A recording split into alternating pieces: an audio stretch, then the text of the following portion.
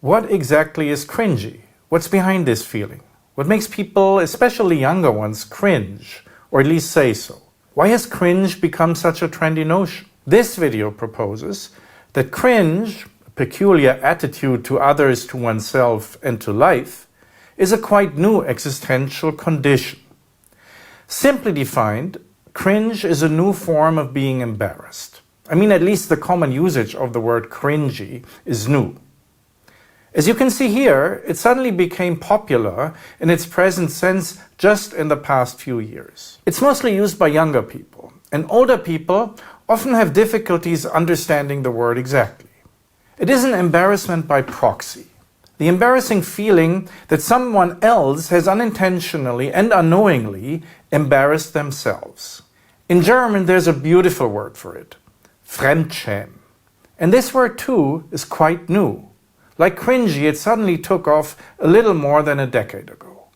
The word Fremdschämen literally means feeling ashamed, schämen, for others, Fremde. This is to say, cringe is a kind of shame. Shame, in turn, has often been compared with and contrasted with guilt.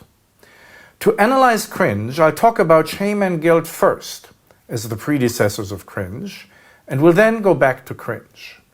In 1946, the American anthropologist Ruth Benedict published an at the time quite influential book titled The Chrysanthemum and the Sword.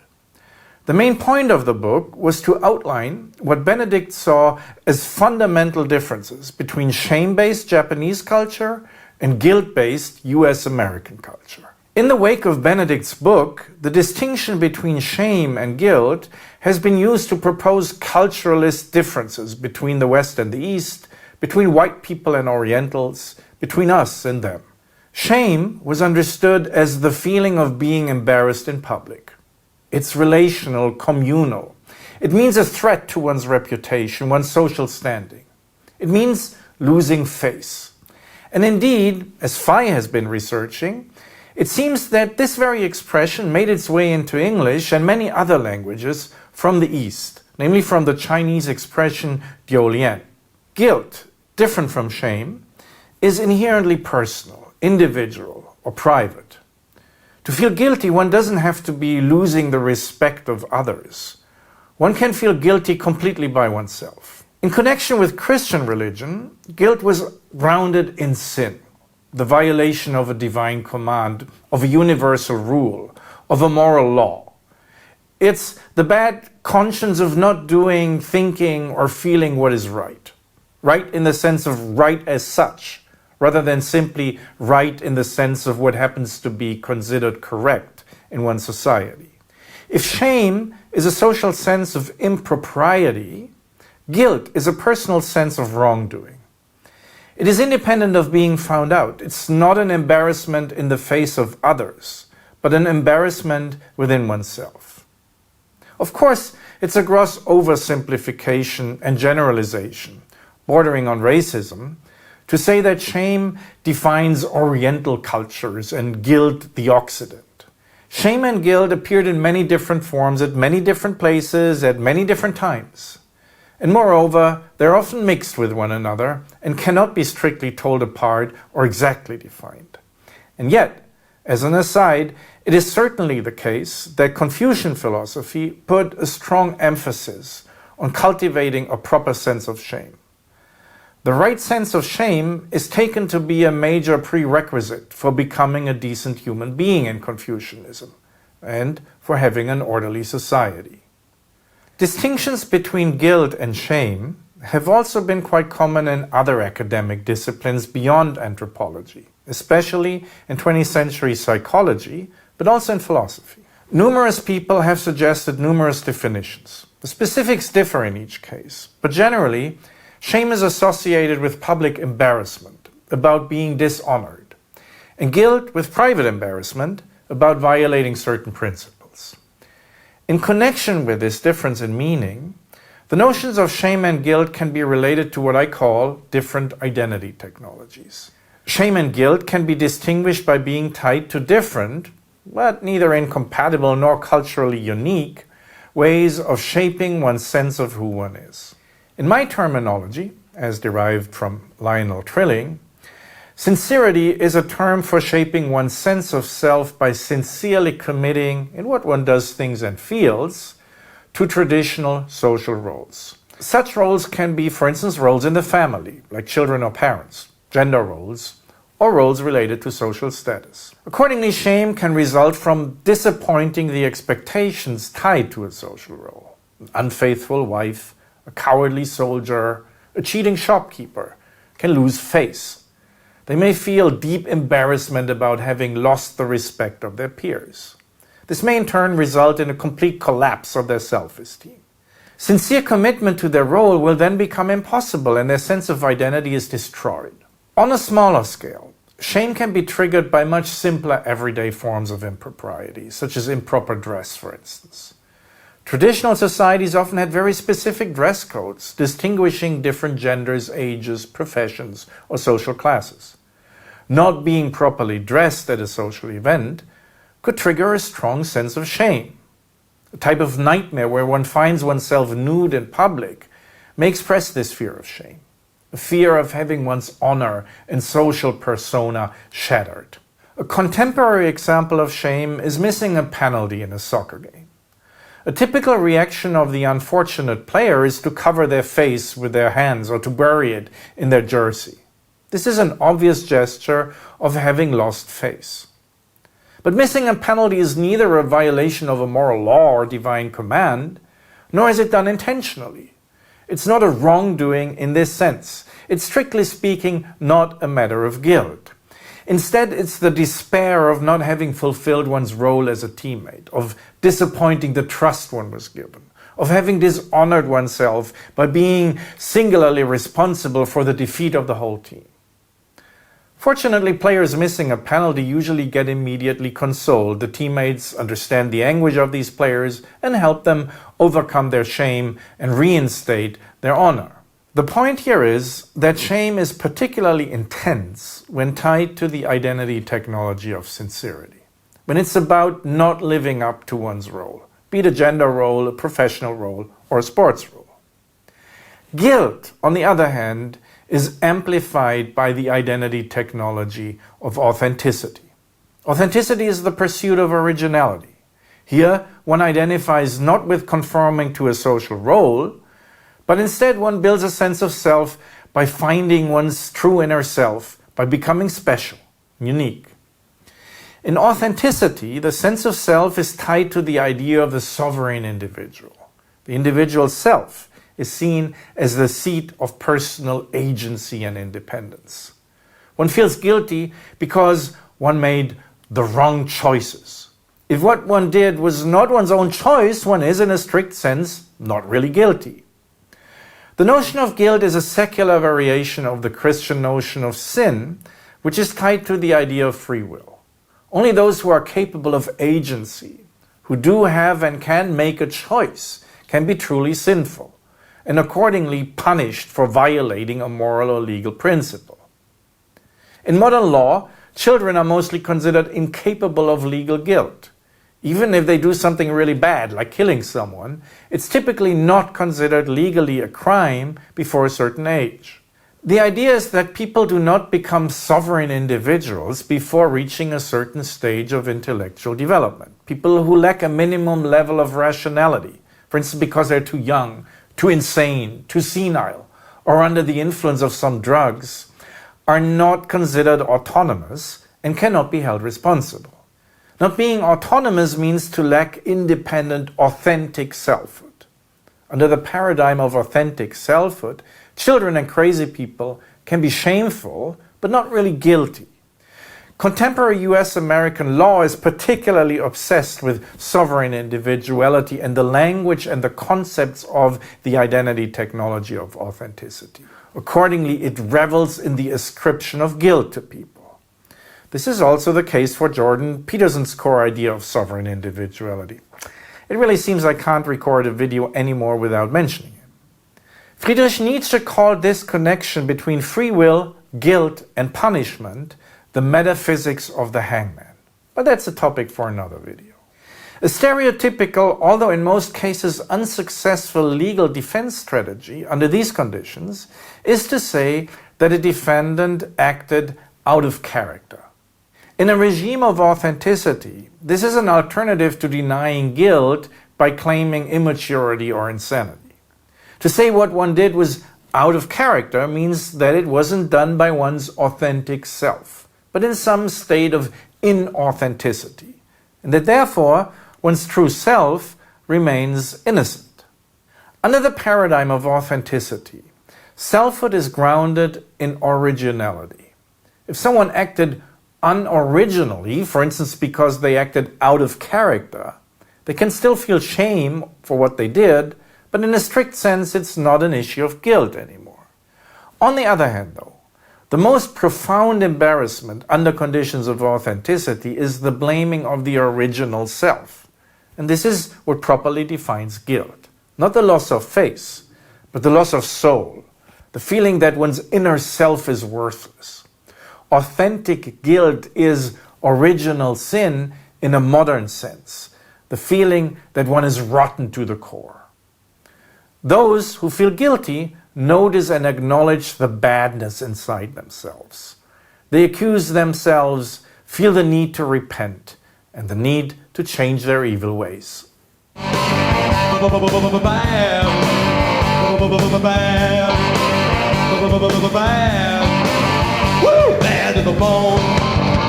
Now, let's turn to cringe. Cringe, I suggest, is a mode of embarrassment under conditions of prophylicity. It's connected with a sense of self that is built on the creation of profiles. It means being invested in an identity that takes shape in social validation feedback loops with the general peer. As discussed in other videos, prophylicity is a kind of personal branding, common for instance on YouTube or on dating websites. You project images of yourself to a public you don't know, and you identify with these images of yourself and try to live up to them to the extent they are successful.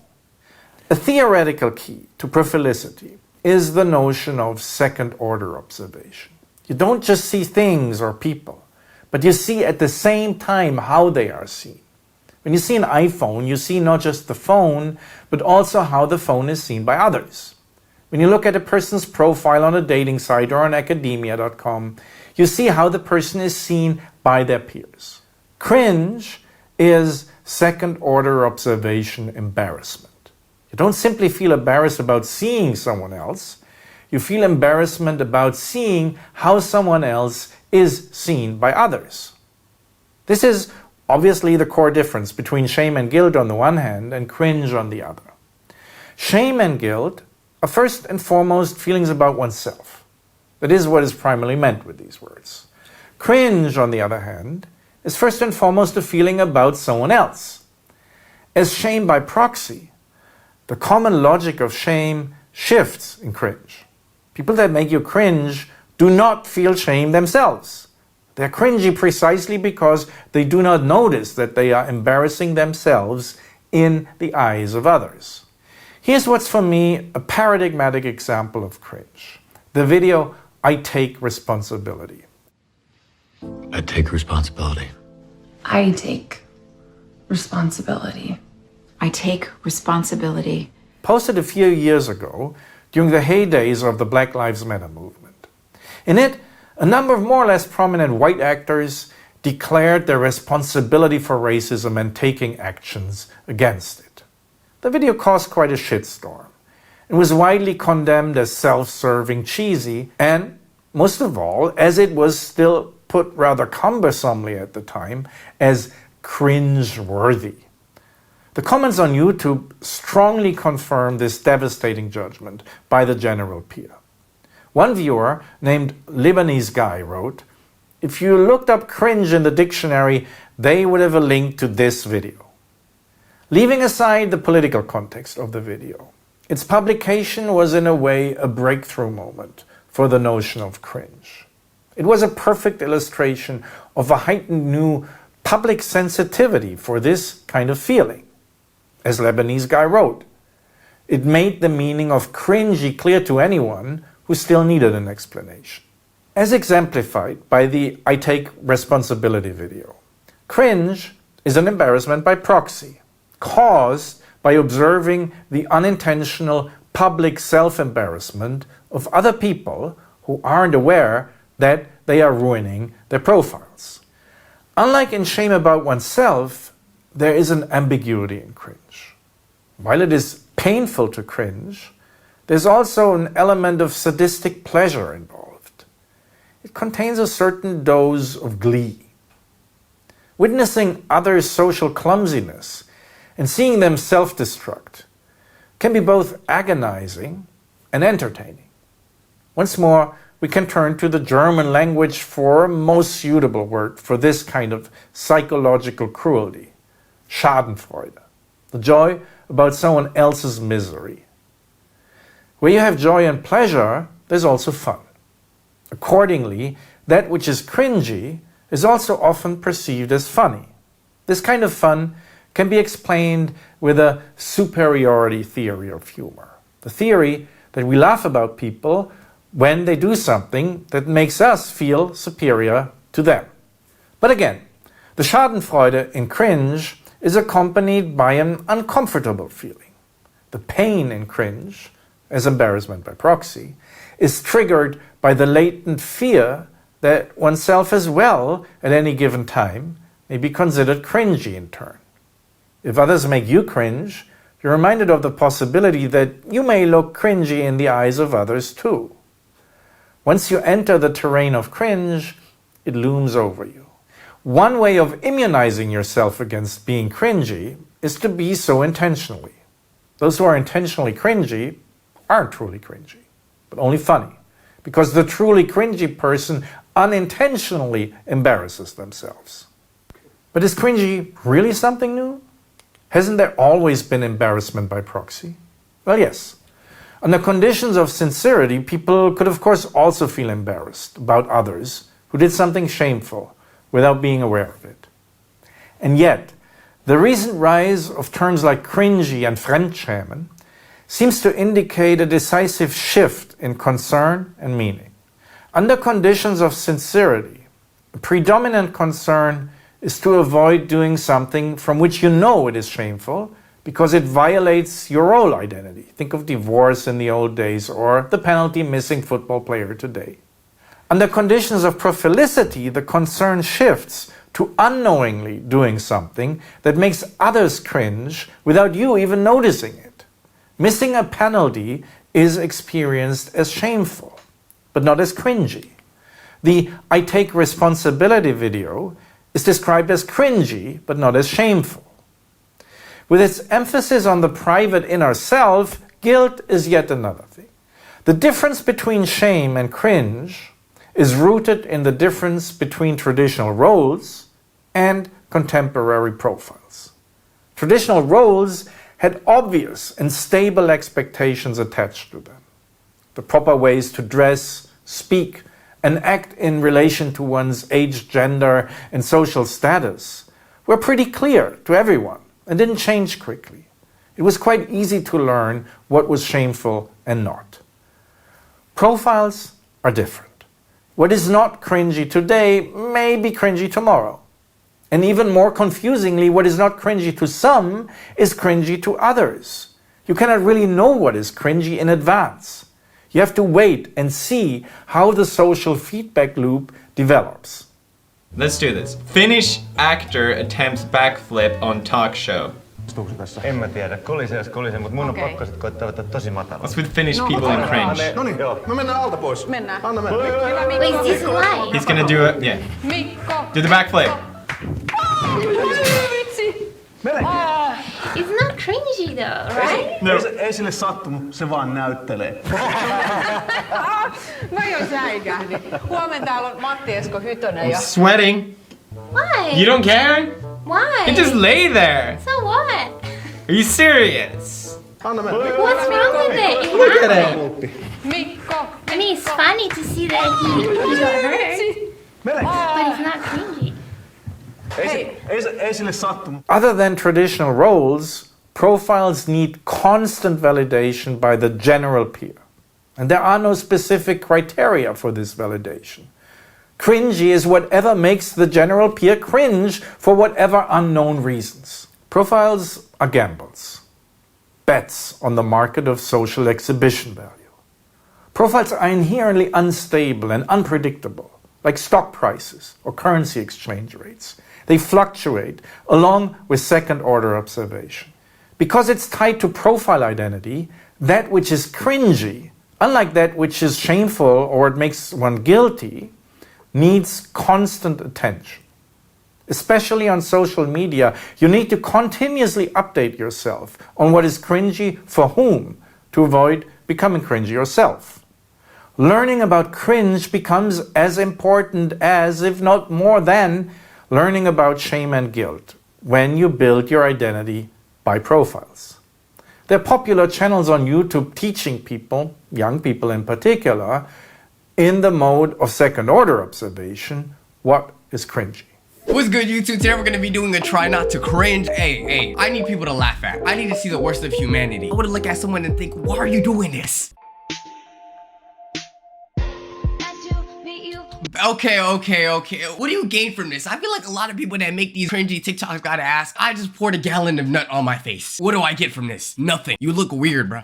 Shame, guilt, and cringe can and do coexist in a person. They can be combined and influence one another, just as sincerity, authenticity, and profilicity. But along with the rise of profilicity, cringe is increasingly present and crucial for how people, especially younger people, live and feel. We're increasingly sensitive to cringe. In his famous lecture, Existentialism is a Humanism, presented in 1946, Jean-Paul Sartre discusses the three existential conditions of anguish, abandonment, and despair. These dreads were rooted in the age of authenticity. An existentialism of today will instead have to reflect on newer, post-authentic existential conditions, such as cringe. These take shape not in intersubjectivity, but in the sphere of profiles. Shame is the emotional abyss in the face of losing one's honor. In guilt, you're facing your own original evil. In cringe, people face the nothingness of their profiles. In the age of profilicity, you're condemned to cringe. From a Taoist perspective, it's advisable to take this predicament as easy as possible. In any case, it will likely be progressively impossible to build true investment in one's profile without cultivating a proper sense of cringe. As a practical exercise, please feel free to point out what was cringy in this video in the comments below. I need to find out too.